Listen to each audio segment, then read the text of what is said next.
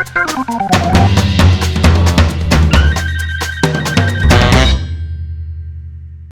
Welcome to all. आज हम लोग एक नई चीज़ स्टार्ट करने वाले हैं। डेफिनेटली इसका कनेक्शन प्रीवियस वीडियो से है, मतलब उसी की कंटिन्यूटी को आज मैं स्टार्ट करने जा रहा हूँ बेटा। आई होप आप लोग इस वीडियो से पहले पहला वीडियो देख चुके होंगे जो कि बेस था पार्टनरशिप की डेफिनेशन पे और मीनिंग ऑफ पार्टनरशिप से। जिन स्टूडेंट ने उस वीडियो को नहीं देखा तो प्लीज़ बेटा पहले वो वीडियो देखिए, देन इसके बाद ये वीडियो देखिए, तो डायरेक्ट उसका कनेक्शन इस वीडियो से कनेक्ट होगा और आपको सारी चीज़ें क्लियर कट समझ में आएंगी। हम लोग आज पढ़ेंगे basically characteristics, nature of partnership and partnership D. तो ये सारी चीज़ें हम लोग डिटेल में पढ़ेंगे। तो मैं कुछ पॉइंट्स आपको बताता हूँ। जैसे कि आप लोग जानते हैं ना बेटा, हर पर्सन के कुछ नेचर होते हैं, है ना, कुछ कैरेक्टरिस्टिक्स होते हैं। तो यहाँ पर बेटा पार्टनरशिप के भी कुछ नेचर या कैरेक्टरिस्टिक्स हैं।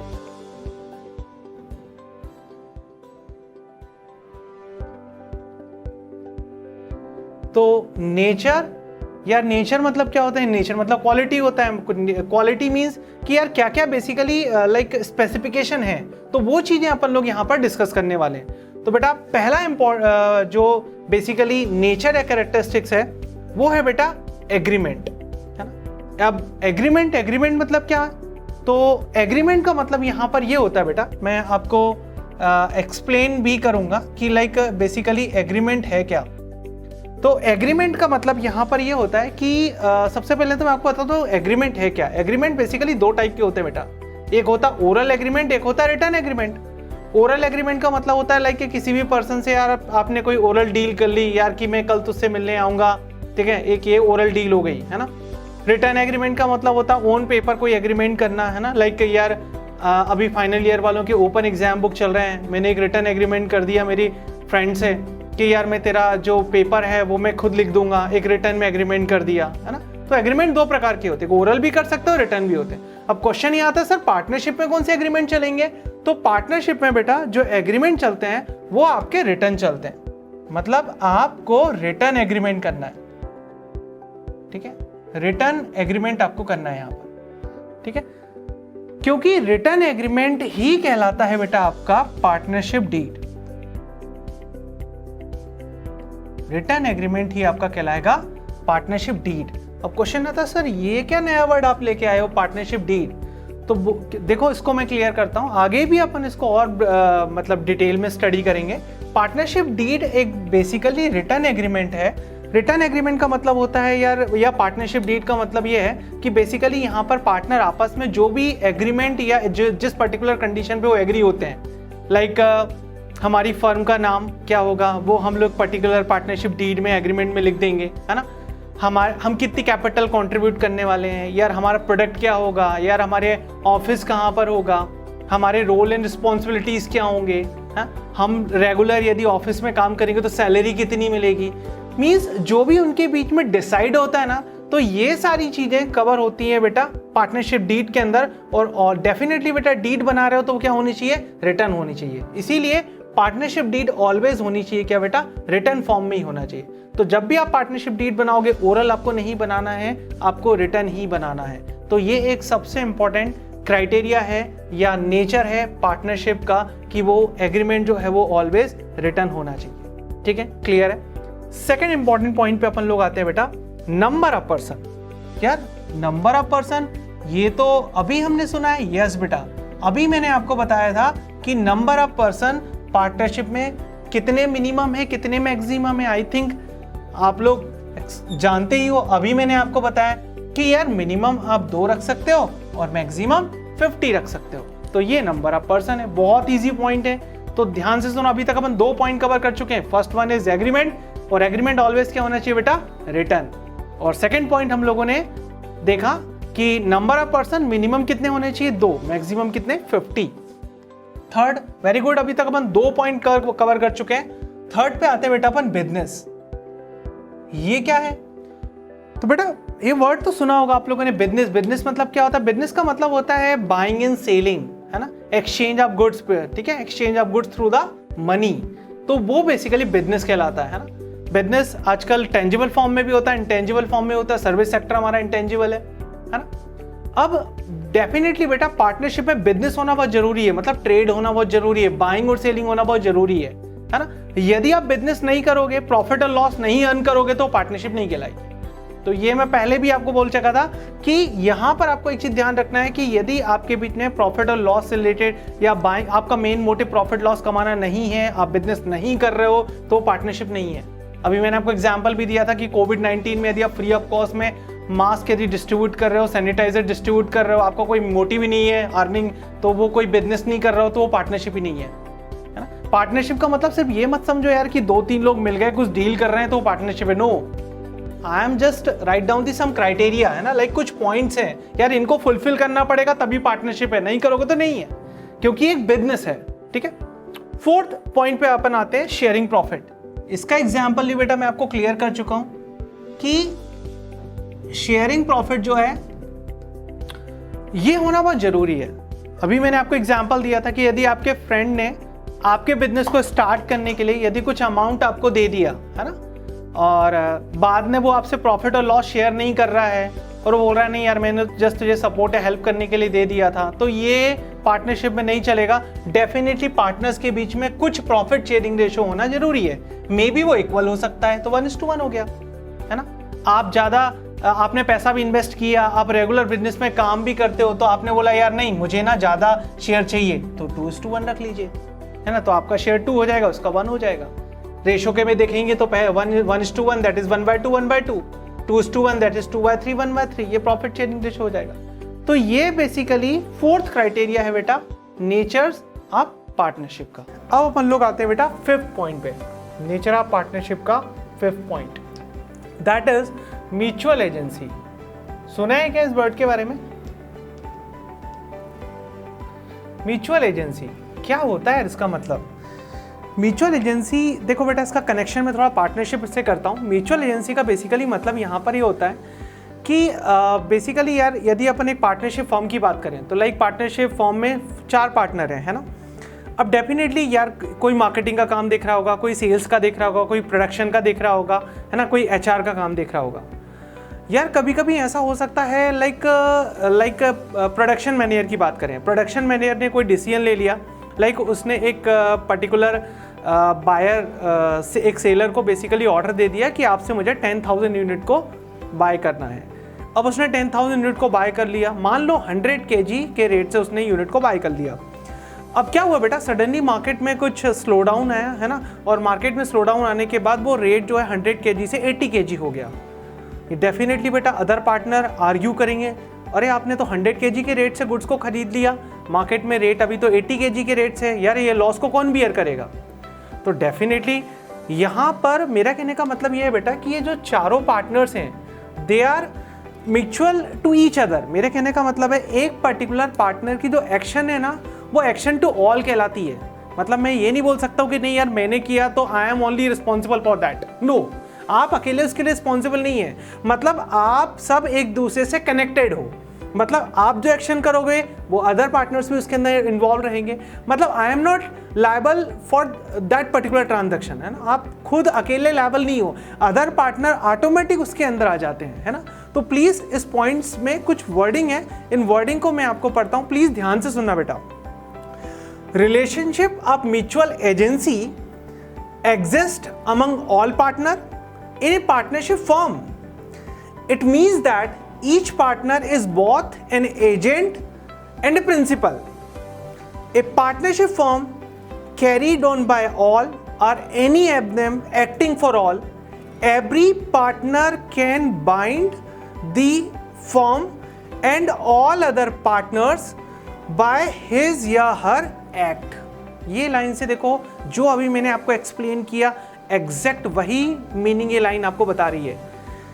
मैं अगेन इस लाइन को रिपीट कर रहा हूं, every partner can bind the firm and all other partners by his या हर एक्ट। मतलब यहां पर एक किसी पार्टनर का एक्ट या एक पार्टनर की एक्शन जो है वो अदर पार्टनर को ऑटोमेटिक बाइंड कर देती है। मतलब आप जो एक्शन करोगे वह एक्शन टू ऑल कहलाएगा, है ना। आप जो जिस पर्टिकुलर मतलब ड्यूटीज़ को कर रहे हो, आप जितने रिस्पॉन्सिबल हो अदर पार्टनर भी उतने रिस्पॉन्सिबल है। मतलब वो डिनाई नहीं कर सकते, नहीं मैं तो उस समय ड्यूटी में इन्वॉल्व भी नहीं था, इस ट्रांजैक्शन से तो मेरा कोई रिलेशन ही नहीं है, तो मैं क्यों उस लाइबिलिटी को बियर करूँ, इस प्रकार से वो डिनाई नहीं कर सकता। तो this is the most important nature और characteristics of partnership firm, that is mutual agency, है ना। Now the sixth point, that is unlimited liability. Unlimited liabilities. यार अनलिमिटेड लाइबिलिटीज वर्ड डेफिनेटली बेटा आप लोगों ने 11th क्लास में बीएस में पढ़ा होगा, है ना। क्या होता है ये अनलिमिटेड? बेटा अनलिमिटेड का मतलब होता है कि जहां पर बेसिकली जो आपकी लाइबिलिटी रहेंगी ना, दे आर नॉट लिमिटेड, मतलब कोई लिमिटेड नहीं रहेंगी। अब क्वेश्चन आता है लाइबिलिटी लिमिटेड नहीं रहेंगी, मतलब लाइबिलिटी लिमिटेड नहीं रहेंगी इसका मतलब ये है बेटा कि मान लो आपने किसी फर्म में 1 लाख रुपए इन्वेस्ट किए, है ना। 4 पार्टनर हो, हर पार्टनर ने 1 लाख रुपए का कंट्रीब्यूशन किया, कितना हो गया टोटल? 4 लाख रुपीस हो गए। अब मान लो फर्म बिजनेस कर रही है ना, कोविड-19, है ना, ये सिचुएशन आ गई हमारी कंट्री के अंदर। डेफिनेटली जितने भी स्टार्टअप अभी चल रहे थे, सारे स्टार्टअप जो है लॉस में चल रहे हैं। अब क्वेश्चन ये आता है लॉस है। अब मान लो उस फर्म के पास 4 लाख पार्टनर ने दिए थे, मान लो उन्होंने 4 लाख बैंक से लोन लेके रखा, 8 लाख रुपए की टोटल कैपिटल थी उनके पास, बोरो कैपिटल थी 4 लाख, ऑनर फंड था 4 लाख। कोविड-19 के कारण बिजनेस पूरा लॉस में चला गया क्योंकि कंट्री के अंदर रिसेशन चल रहा है ना। कोई भी पर्सन गुड्स को बाय नहीं कर रहा है क्योंकि वो अपनी मनी को सेव करके चल रहा है। तो यहाँ पर रिसेशन के आने से आपके बिजनेस को लॉस हो गया। अब डेफिनेटली आपको अपनी बैंक के 4 लाख रुपीस रिटर्न करना है, प्लस उस पर इंटरेस्ट रेट भी रिफंड करना है। आपने पिछले 4 महीने से ईएमआई नहीं भरी, डेफिनेटली बैंक की तरफ से नोटिस आ गया, यार आप अपना प्रिंसिपल अमाउंट और इंटरेस्ट प्लीज़ पे करो, अदरवाइज जो है आपकी प्रॉपर्टी या जिस पर्टिकुलर बेसिस पर आपने बैंक के लोन के लिए अप्लाई किया था उसको हम बेसिकली हमारे अंडर में ले लेंगे। आपने अगेन 1 महीने तक वेट किया, आपने कोई रिप्लाई नहीं किया, देन बैंक की तरफ से नोटिस आया। अब पार्टनर्स के पास ये सोचने के लिए यार आप क्या करें, नेक्स्ट व्हाट टू डू।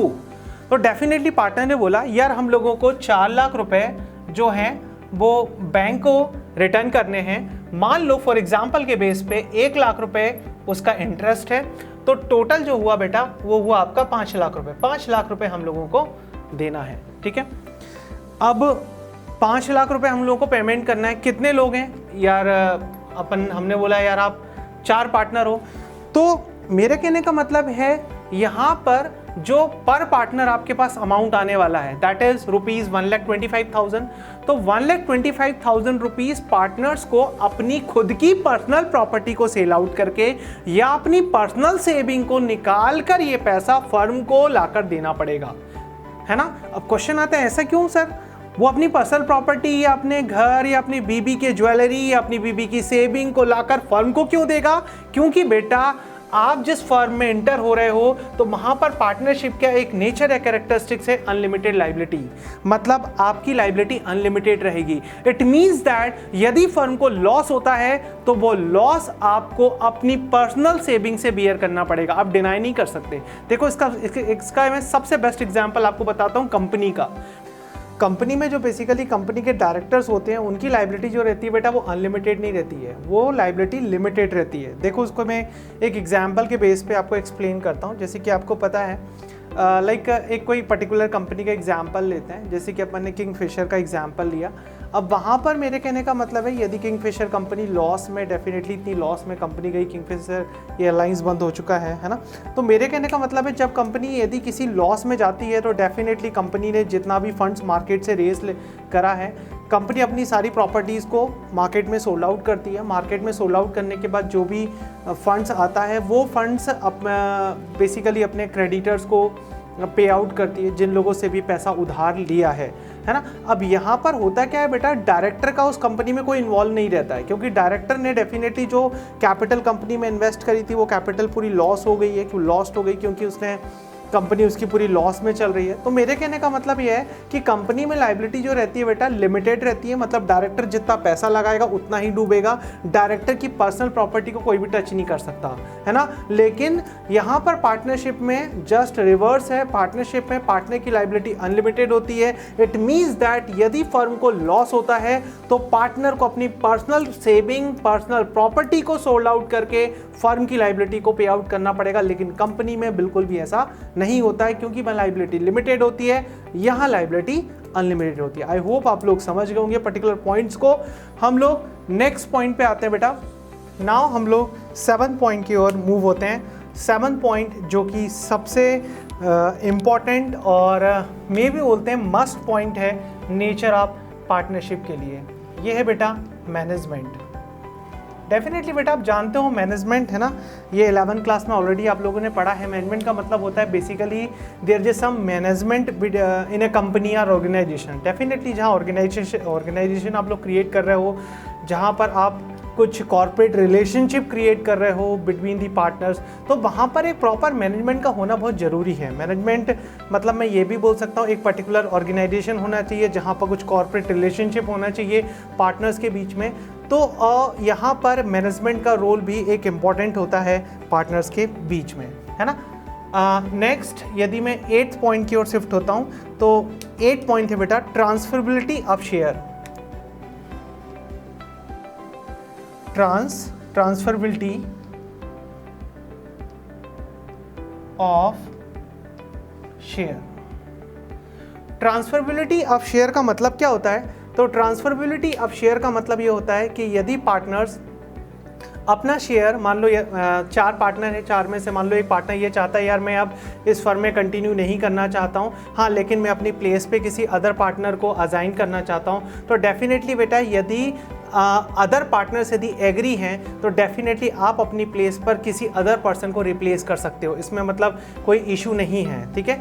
तो this is the another characteristics of the partnership, है ना। तो 9th पॉइंट बेसिकली डेफिनेटली बेटा इस पर्टिकुलर पॉइंट के बारे में आपको स्टार्टिंग में ही मैंने क्लियर किया था, govern the under the act, govern under the act, है ना। आई थिंक आप लोगों को सब पता है ना, आप लोग जानते भी हो कि जो पार्टनरशिप है वो एक पर्टिकुलर एक्ट के अंदर काम करती है। और आई थिंक आप लोगों को ऑलरेडी से पता है बेटा कि जो एक्ट बेसिकली पार्टनरशिप में कवर होता है दैट इज पार्टनरशिप एक्ट 1932। तो 1932 के अंडर आपको बेसिकली अपना बिजनेस, अपने गाइडलाइंस, अपनी ऑर्गेनाइजेशन को जो भी इस एक्ट के अंदर गाइडलाइंस है उन सारी गाइडलाइंस को आपको फॉलो करते हुए बिजनेस करना है। तो these are all the nature and characteristic of the partnership.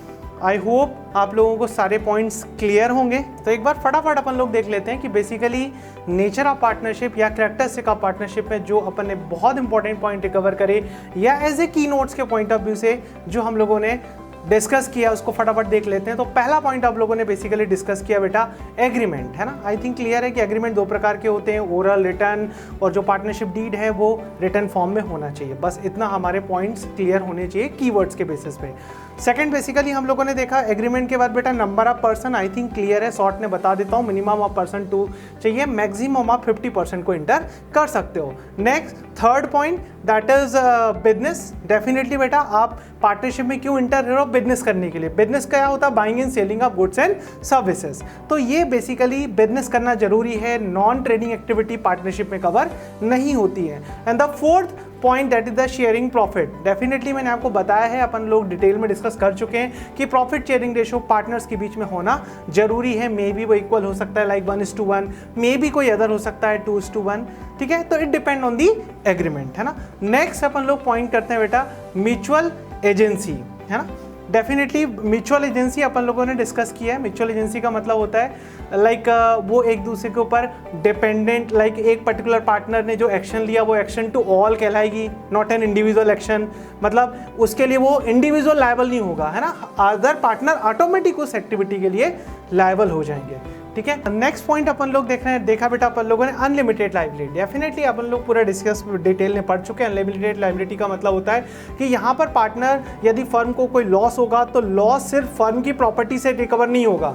मतलब यदि आपको आपकी लॉस फर्म की प्रॉपर्टी से ज़्यादा हो गई तो जो डिफिशिएंसी अमाउंट है वो पार्टनर को अपनी पर्सनल प्रॉपर्टी, अपनी पर्सनल सेविंग को सेल आउट करने के बाद फर्म की लाइबिलिटी को रिड्यूस करना पड़ेगा। मतलब आप अपनी पर्सनल प्रॉपर्टी को फर्म को देना पड़ेगा, आप डिनाई नहीं कर सकते। हाँ, लेकिन यदि आपने कंपनी स्टार्ट की है तो डेफिनेटली बेटा आपकी लाइबिलिटी उतनी ही रहेगी जितना पैसा आपने इन्वेस्ट किया है। नेक्स्ट अपन लोगों ने डिस्कस किया बेटा मैनेजमेंट, है ना। You know management is some relationship between the partners. Partner के बीच में रिलेशनशिप होना जरूरी है, ठीक है।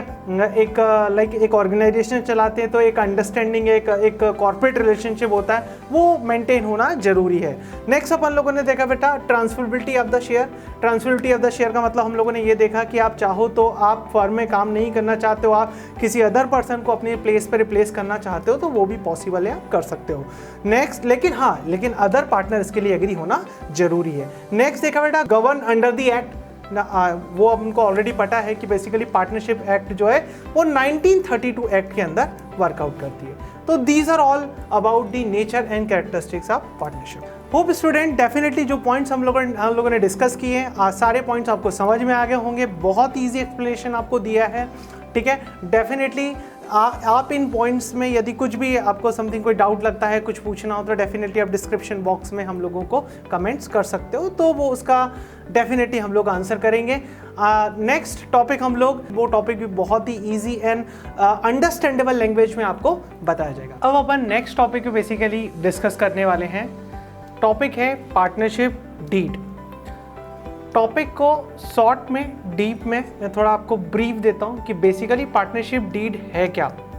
बेटा partnership deed is basically the written agreement. The written agreement, definitely written आप लोगों को मैंने पहले भी बताया है कि एग्रीमेंट दो प्रकार के होते हैं, एक ओरल एग्रीमेंट होता है और एक रिटर्न एग्रीमेंट होता है ना। अब यहाँ पर बेसिकली रिटर्न एग्रीमेंट ही पार्टनरशिप डीड कहलाएंगे।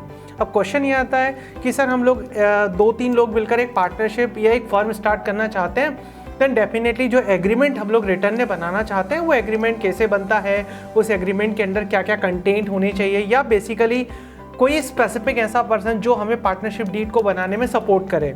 तो मैं आपको एग्जाम्पल देता हूँ। लाइक बेटा आप किसी CA या CS या किसी लॉयर के पास जा सकते हो, वो आपकी पार्टनरशिप डीड बनाने में हेल्प करेगा।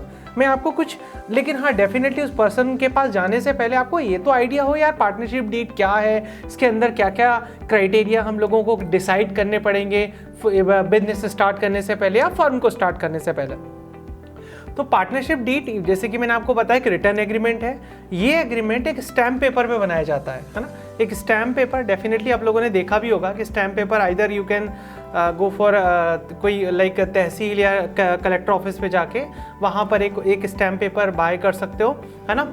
या डेफिनेटली आप जिस पर्टिकुलर पर्सन को ये वर्क असाइन करोगे, मे बी कोई CA, CS या लॉयर होगा, उसके पास भी स्टैम्प पेपर होंगे। उस स्टैम्प पेपर पे आप जो भी एग्रीमेंट कर रहे हो अमंग अस, लाइक पार्टनर्स के बीच में आप जो भी एग्रीमेंट कर रहे हो, उन एग्रीमेंट्स को रिटर्न फॉर्म में उस स्टैम्प पेपर के ऊपर लिखा जाता है। अब अगला क्वेश्चन आता है सर उस स्टैम्प पेपर के अंदर या उस एग्रीमेंट में बेसिकली कौन कौन से कंटेंट जो हैं हमें डिसाइड करना चाहिए या डिसाइड करना है ना। तो बेसिकली मैं पहला इंपॉर्टेंट पॉइंट बताता हूँ बेटा, जो आपको उस डीड में या एग्रीमेंट में लिखना जरूरी है। पहला है बेटा name and address of the partnership firm. Name and address of the partnership firm. तो name and address of the partnership firm ये होना बहुत जरूरी है बेटा। डेफिनेटली जब आप एक एग्रीमेंट बना रहे हो तो सबसे पहले एग्रीमेंट में ये आप सेट कर दो कि बेसिकली आपकी पार्टनरशिप फर्म का नाम कहाँ होगा और वो आप किस पर्टिकुलर सिटी में है। लाइक आप इंदौर में स्टार्ट करने हो, इंदौर में विजयनगर में आपकी फर्म है, तो आप डेफिनेटली वहाँ का एड्रेस मेंशन कर दो और अपनी फर्म का नाम मेंशन कर दो, है ना। तो ये आपको एक डिसाइड करना पड़ेगा। सेकंड बेटा nature and objective of the business. Nature and objective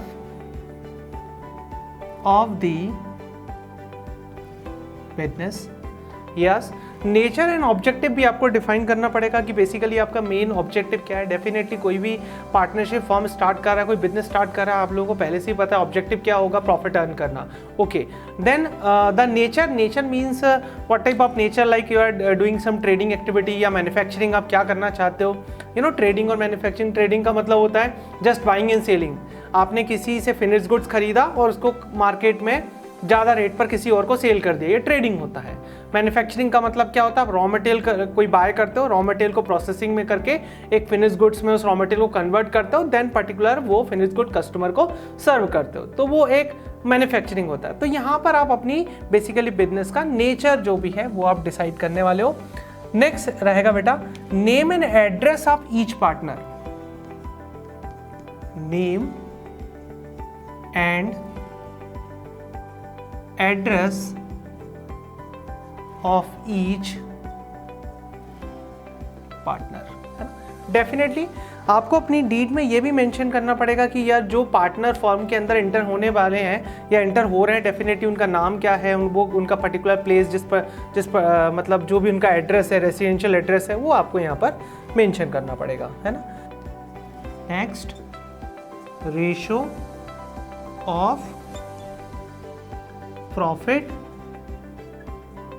sharing, या अपन ऐसे ही बोल सकते हैं प्रॉफिट एंड लॉस शेयरिंग, क्योंकि डेफिनेटली जो प्रॉफिट का रेशो होगा वही लॉस का भी होगा। तो लाइक आप क्या डिसाइड कर सकते हो, लाइक मे बी वो 1:1 हो सकता है, वो 2:1 हो सकता है, तो डिपेंड ऑन दी एग्रीमेंट जो भी पार्टनर्स के बीच में डिसाइड हो रहा है। नेक्स्ट जो पॉइंट है that is contribution of capital by each partner, means her partner कितनी कैपिटल कॉन्ट्रीब्यूशन कर रहा है। Contribution bye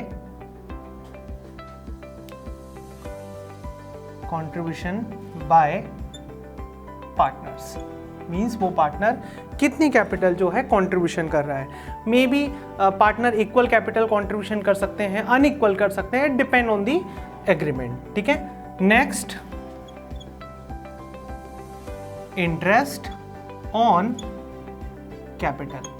interest on capital definitely कि जो कैपिटल आपने फर्म को दी है, क्योंकि देखो मैं आपको एक 11 का कंसेप्ट बताता हूँ बेटा, कि जहाँ पर आप लोगों ने 11 में एक अकाउंट का कंसेप्ट पढ़ा था, business and businessman both are separate and liable to each other, है ना, कि जहाँ पर बिजनेस अलग है, बिजनेसमैन अलग है। इट मीन्स दैट यदि कोई बिजनेसमैन यदि कोई पैसा बिजनेस को देता है तो वो बिजनेस की लायबिलिटी कहलाती है।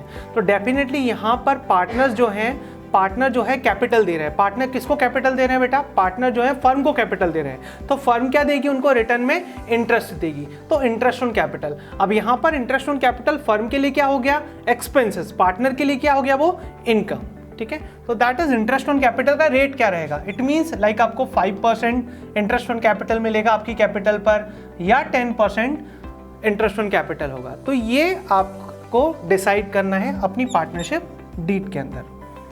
नेक्स्ट रहेगा बेटा सैलरी एंड कमीशन। डेफिनेटली यदि हमारी फॉर्म में 3 पार्टनर हैं, 2 पार्टनर एक्टिव हैं, एक स्लीपिंग पार्टनर है, 2 रेगुलर फॉर्म में आते हैं, वर्क कर रहे हैं, अपना पूरा टाइम फॉर्म को दे रहे हैं, तो डेफिनेटली एक पर्टिकुलर अमाउंट वो आपस में डिसाइड कर सकते हैं कि यस जो भी वर्किंग पार्टनर होगा उसको इतनी सैलरी दी जाएगी। और कमीशन का मतलब हो सकता है, कमीशन में भी सेल्स को ग्रो करने के लिए यदि कोई पार्टनर अच्छे खासे एफर्ट्स लगा रहा है तो डेफिनेटली बोला जा सकता है कि यार आप जितनी भी सेल्स करोगे ना, उस सेल्स का 5% आपको कमीशन दिया जाएगा। तो ये भी आप एग्रीमेंट में डिसाइड कर सकते हो। Next drawing, amount of drawing. अब क्वेश्चन ये आता है ड्राइंग, ये ड्राइंग वर्ड सुना है बेटा। ड्राइंग मतलब क्या होता है, ड्राइंग का मतलब होता है कि जब कोई पार्टनर फर्म से फर्म का पैसा अपने पर्सनल यूज के लिए यदि वो फर्म से विड्रॉ कर रहा है तो वो ड्राइंग कहलाती है ना। तो क्या ये फर्म में अलाउड रहेगा क्या, ये आपको एग्रीमेंट में डिसाइड करना पड़ेगा।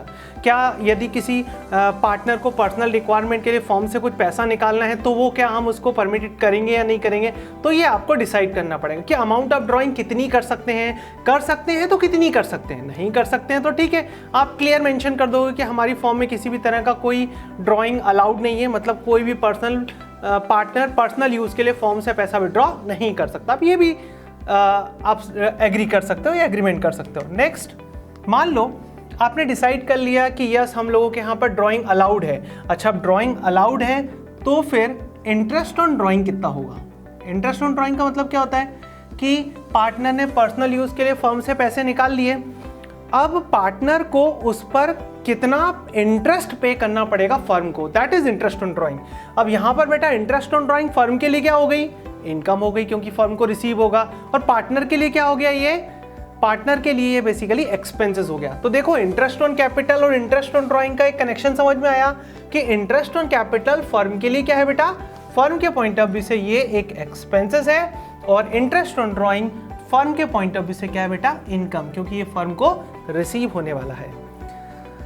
यस, तो ये बेसिकली बेटा कुछ क्राइटेरियाज हैं जो आप पार्टनरशिप डीड बनाते समय डिसाइड करते हो।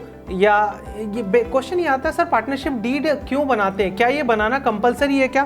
बेटा मैं आपको पार्टनरशिप डीड से रिलेटेड कोई गाइडलाइंस बनाता हूँ। पार्टनरशिप डीड बनाना कोई कंपलसरी नहीं है, आप बना भी सकते हो, नहीं भी बना सकते हो। अब क्वेश्चन ये आता है सर नहीं बनाना हो तो या बनाने से क्या फ़ायदे हैं?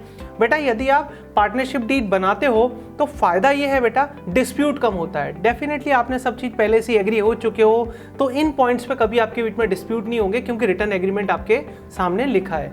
हाँ, लेकिन यदि आप पार्टनरशिप डीड नहीं बनाते हो तो डिस्प्यूट बहुत ज़्यादा होते हैं, और डिस्प्यूट होते, अब क्वेश्चन आता है सर मान लो डिस्प्यूट हो गया तो रिजॉल्व कैसे होगा, क्योंकि कोई डिसाइड तो हुआ ही नहीं था बिजनेस स्टार्ट करते समय।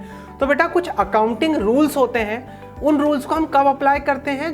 उन फर्म के ऊपर हम उन रूल्स को अप्लाई करते हैं जो पार्टनरशिप डीड नहीं बनाते। वो मैं आपको लेटर ऑन बताऊंगा कि वो बेसिकली अकाउंटिंग रूल्स क्या हैं, वो हम कब अप्लाई करेंगे, वो उन फर्म पे अप्लाई करेंगे जो डीड नहीं बनाते। लेकिन डेफिनेटली जो डीड बनाते हैं तो उन्होंने अपने आपस में जो डिसाइड किया है वो इसी गाइडलाइन के अकॉर्डिंग अपना बिजनेस करेंगे, और उनका डिस्प्यूट इसी पॉइंट्स के बेस पर रिजॉल्व किया जाएगा। तो डिस्प्यूट होने का सच कोई चांसेस नहीं होता है ना। तो ये बेसिकली पार्टनरशिप डीड है। और मैं इसका इंपॉर्टेंट बताता हूँ आपको, पार्टनरशिप डीड बनाना उन फर्म के लिए ज़रूरी है जो रजिस्ट्रेशन कराना चाहती है। मैं एक और आपको पॉइंट बताता हूँ, बहुत बार सीबीएसई में एमसीक्यू बेस्ड भी पूछा जाता है ये क्वेश्चन। क्या बेसिकली बेटा फर्म का रजिस्ट्रेशन करना कंपलसरी है क्या? सर हम लोगों को, हम कोई बिजनेस स्टार्ट करना चाहते हैं, क्या उसका फर्म का रजिस्ट्रेशन करना पड़ेगा? नो बेटा, फर्म का रजिस्ट्रेशन भी ऑप्शनल है, आप कर भी सकते हो, नहीं भी कर सकते हो। लेकिन यदि आप अपनी फर्म का रजिस्ट्रेशन करने जाओगे तो डीड कंपलसरी होगी। मतलब मैं फर्म का रजिस्ट्रेशन नहीं करना चाहता हूं तो विदाउट डीड के भी काम चल जाएगा। लेकिन हाँ, बाकायदा गवर्नमेंट ऑफिस में जाओगे, आप अपना फर्म का नाम रजिस्टर्ड कराना चाहते हो तो वो पहला यही बोलेंगे कि हाँ डीड कहाँ है आपकी, तो आपको डीड लेकर ही जाना पड़ेगा, तभी आपका रजिस्ट्रेशन हो सकता है। तो ये एक डीड का एक इंपॉर्टेंट है कि यदि आपको रजिस्ट्रेशन कराना है तो आपके पास डीड होना कंपलसरी है। तो ये भी एक अपन इंपॉर्टेंस बता सकते हैं, ये हमारी पार्टनरशिप डीड का एक बेसिकली इंपॉर्टेंस हो सकता है। तो ये एक बेसिकली पॉइंट था बेटा पार्टनरशिप डीड पर। बेसिकली सीबीएसई में एमसीक्यू क्वेश्चन नहीं बनते हैं। इवन यहाँ पर बहुत सारी चीज़ें जो हम लोगों को प्रैक्टिकल क्वेश्चन में काम आने वाली हैं, लाइक इंटरेस्ट ऑन कैपिटल पे बेस्ड प्रैक्टिकल है हम लोगों को, इंटरेस्ट ऑन ड्राइंग पे बेस्ड है, सैलरी कमीशन पे बेस्ड है, ठीक है। तो इस पे बेस्ड प्रैक्टिकल क्वेश्चन है, तो डेफिनेटली ये थ्योरी का डायरेक्ट कनेक्शन प्रैक्टिकल क्वेश्चन से भी है। इसीलिए पार्टनरशिप डीड आपको पता होने चाहिए कि यस डीड में ये सारी चीज़ें जो है पार्टनर्स आपस में डिसाइड करते हैं। तो this all about the partnership deed, है ना। डेफिनेटली नेक्स्ट सेशन हम लोगों का जो रहेगा बेटा वो टोटल प्रैक्टिकल बेस्ड रहेगा। तो these are all the about theory section of like fundamental of partnership, है ना। इतना थ्योरी सफिशेंट है आपको प्रैक्टिकल क्वेश्चन स्टार्ट करने से पहले, अंडरस्टैंडिंग से पहले। डेफिनेटली इस थ्योरी में से एमसीक्यू क्वेश्चन भी बनते हैं जो आपको सीबीएसई में ऑब्जेक्टिव क्वेश्चन को सॉल्व करने में बहुत सपोर्टिव थ्योरी रहेगी, है ना। प्रैक्टिकल क्वेश्चंस हम लोग अगले सेशन से स्टार्ट करेंगे। प्रैक्टिकल क्वेश्चंस भी बहुत का कनेक्शन या जो कंसेप्ट है वो आपको ईजिली वे में बताया जाएगा, जिससे कि डेफिनेटली इन सारी चीज़ों का आप डायरेक्ट यूज़ कर सको उन प्रैक्टिकल क्वेश्चंस में। तो डेफिनेटली स्टूडेंट आप लोगों को जितना भी थ्योरी कंसेप्ट बताया गया है, डेफिनेटली सारा थ्योरी कंसेप्ट आप लोगों को समझ में आ गया होगा। लेकिन फिर भी बेटा यदि कुछ भी डाउट हो तो आप YouTube के कमेंट्स बॉक्स में डेफिनेटली आप अपने जो भी क्यूरी है वो आप डाल सकते हो। डेफिनेटली हम उसका आंसर करेंगे। बेटा हमारे बहुत सारे बच्चे जो हैं glow in study mobile app already अपने मोबाइल पे स्टोर कर चुके हैं। आई होप आप लोग भी कर चुके हो, लेकिन अभी तक यदि आप लोगों ने नहीं किया है तो प्लीज़ अपना विदाउट वेस्टिंग ऑफ टाइम फटाफट प्ले स्टोर पर जाइए, टाइप कीजिए ग्लो इन स्टडी और इसको डाउनलोड कीजिए, और जो भी थ्योरी का कंटेंट या जो भी हम लोगों के कंसेप्ट हैं ये डेफिनेटली आपको एग्जाम में सपोर्ट करेंगे और आपके लिए बहुत ज़्यादा बेनिफिशियल लेंगे, इसकी हम श्योरिटी लेते हैं। और इसके अलावा आप हमारी वेबसाइट को भी विजिट कर सकते हो www.glowinstudy.com। Thank you.